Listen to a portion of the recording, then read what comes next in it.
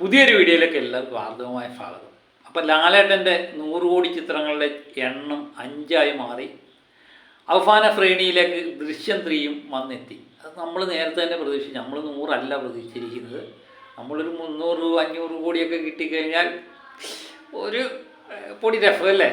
അത് ആ പ്രതീക്ഷ തന്നെയാണ് കാത്തിരിക്കുന്നത്. ഇപ്പോൾ ഈ 100 200 ഒന്നും നമുക്കത്ര അത്ഭുതമൊന്നും തോന്നാറില്ല. ദൃശ്യം ഇതിനേക്കാൾ മേലെയാണ് ഞാൻ പ്രതീക്ഷിച്ചിരിക്കുന്നത്. അപ്പം ഔദ്യോഗികമായിട്ട് വന്നിരിക്കുന്ന കണക്ക് ആദ്യ ദിവസം 50 കോടി 35 ലക്ഷം രൂപയാണ് കിട്ടിയതായിട്ടാണ് പോസ്റ്റർ വന്നിരിക്കുന്നത്. അത് ഔദ്യോഗിക സ്ഥിരീകരണമാണ്. പക്ഷേ ട്രാക്കർമാരുടെ കണക്കും പ്രകാരം അത്രയൊന്നും വന്നിട്ടില്ല എന്നാണ് പറയുന്നത്. ഈ നിർമ്മാതാവ് പറയുക 50 കോടി 30 ലക്ഷം രൂപ കിട്ടി എന്ന് പറഞ്ഞ് 35 ലക്ഷം രൂപ കിട്ടി എന്ന് പറഞ്ഞാൽ നമ്മൾ അതങ്ങ് സമ്മതിച്ചു കൊടുക്കുക. നമ്മളെ കയ്യിൽ നിന്നൊന്നും പോകുന്നില്ലല്ലോ. ഏതായാലും രണ്ടാമത്തെ ദിവസം 34 കോടി 15 ലക്ഷം രൂപയാണ്. ട്രാക്കർമാരുടെ ഔദ്യോഗിക സ്ഥിരീകരണമൊക്കെ ഏകദേശം അത് തന്നെയാണ്, 34 കോടി 15 ലക്ഷം. പക്ഷേ 2 ദിവസം മുമ്പ് വന്ന കണക്കും പ്രകാരം ഈ 33 കോടി എങ്ങാണ്ടേ പറഞ്ഞിട്ടുള്ളത്. പിന്നെ ഇത് ഞാൻ പറഞ്ഞില്ലേ, ചില കണക്കുകളുടെ പൊരുത്തക്കേടുണ്ട്. എന്നാൽ ഇപ്പം ട്രാക്കർമാരും എല്ലാവരും തരുന്ന കണക്കും പ്രകാരം 34 കോടി 15 ലക്ഷം രൂപയുണ്ട് എന്നാണ് പറയുന്നത്.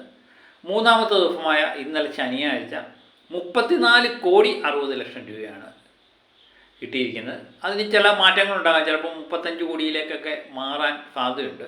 അപ്പോൾ നിങ്ങൾ ചോദിക്കരുത്, അന്ന് നീ പറഞ്ഞില്ലേടോ 34 ഉള്ളെന്ന് പറഞ്ഞ് ഇപ്പോൾ എവിടെ നിന്ന് കൊണ്ടുവന്നു, നീ കൈ നിട്ട് കൂട്ടിയതല്ലേ.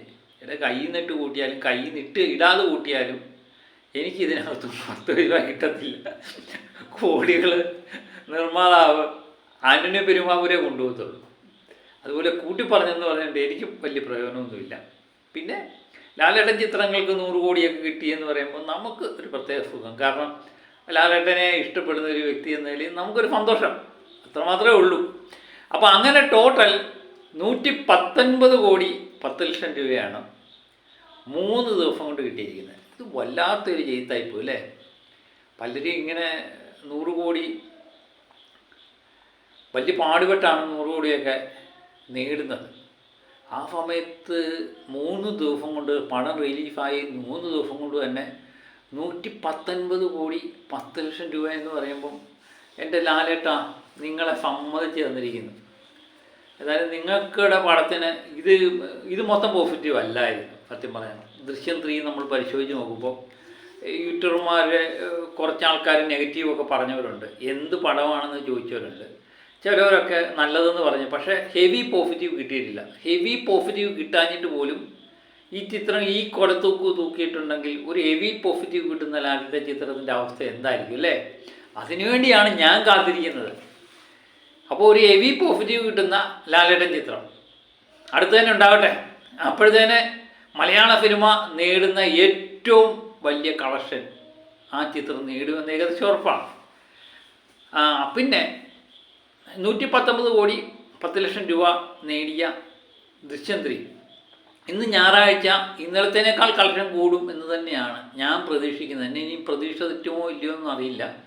ഇനിയും നാളെ മാത്രമേ അതിൻ്റെ പ്രതീക്ഷ ശരിയായോ ഇല്ല. ഏതായാലും 35 കോടിക്ക് മുകളിൽ ഉണ്ടാകുമെന്ന് തന്നെ ഞാൻ കരുതുന്നുണ്ട്. അങ്ങനെയെങ്കിൽ ഇന്നുകൊണ്ട് 154 കോടിക്ക് മുകളിൽ ദൃശ്യം 3 4ാമത്തെ ദിവസം കൊണ്ട് കളക്ട് ചെയ്യും എന്നാണ് നമ്മളുടെ ഒരു ധാരണ.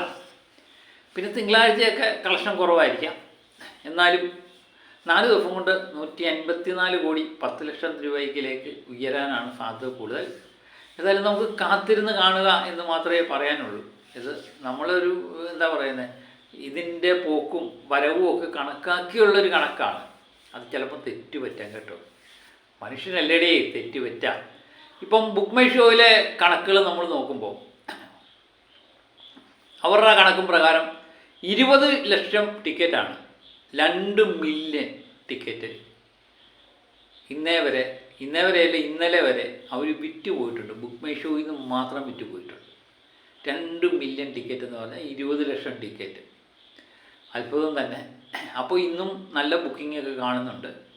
ഏകദേശം ചില സമയത്ത് 20,000 19,000 ആ ലെവൽ, 15,000-ന് ആവറേജ് 15,000 ടിക്കറ്റ് മണിക്കൂറിൽ വിറ്റ് മാറുന്നുണ്ട്. അതെനിക്ക് തോന്നുന്നു നാളത്തെ കളക്ഷനുമായിട്ട് ബന്ധപ്പെട്ട്, നാളെ തിങ്കളാഴ്ചയും ചൊവ്വാഴ്ചയൊക്കെയുള്ള കളക്ഷനുമായിട്ട് ബന്ധപ്പെട്ടാണ് അതിൻ്റെ നീക്കുപോക്ക് എന്ന് തോന്നുന്നു. അത് നമുക്ക് ഞായറാഴ്ചയൊക്കെ ഈ കളക്ഷൻ നോക്കിക്കഴിഞ്ഞാൽ തിങ്കളാഴ്ച പൊളി കളക്ഷൻ ആയിരിക്കാം. കാരണം വർക്കിംഗ് ഡേ സാധാരണ കളക്ഷൻ കുറയും.